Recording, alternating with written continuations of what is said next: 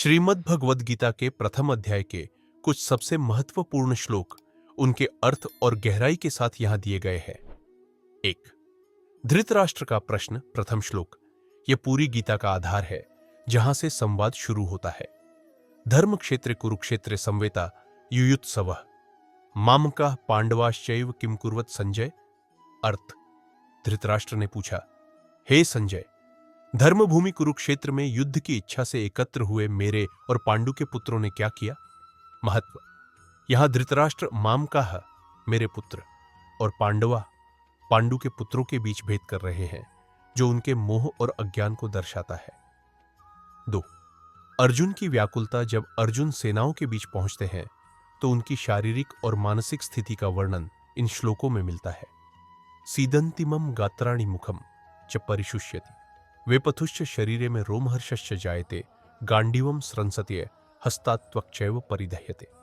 अर्थ, अर्जुन कहते हैं, हे कृष्ण, मेरे अंग शिथिल हो रहे हैं, मुख सूख रहा है, मेरे शरीर में कंपन हो रहा है और रोंगटे खड्डे हो रहे हैं। हाथ से गांडीव धनुष गिर रहा है और त्वचा में जलन हो रही है। महत्व, यह एक पैनिक अटैक या गहरे मानसिक अवसाद एंग्जाइटी की स्थिति है। अर्जुन जैसा वीर योद्धा भी अपनों के प्रति मोह के कारण कांपने लगता है। 3, युद्ध के परिणामों का डर। अर्जुन युद्ध से होने वाले विनाश पर तर्क देते हैं। कुलक्षये प्रणश्यन्ति कुल धर्मा सनातना धर्मे नष्टे कुलम कृत्स्नम धर्मो विभवत्युत। अर्थ, कुल के नाश होने पर सनातन कुल परंपराएं नष्ट हो जाती है और धर्म के नष्ट होने पर संपूर्ण कुल में अधर्म फैल जाता है। महत्व, अर्जुन यहां एक सामाजिक चिंता व्यक्त कर रहे हैं। उनका मानना है कि युद्ध से केवल रक्तपात होगा और समाज की नैतिकता समाप्त हो जाएगी। 4, अध्याय का समापन।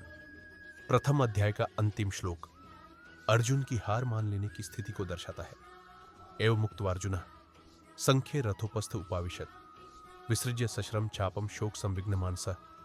अर्थ, संजय ने कहा, युद्ध भूमि में ऐसा कहकर शोक से व्याकुल मन वाले अर्जुन ने अपने बाण और धनुष को त्याग दिया और रथ के पिछले भाग में बैठ गए।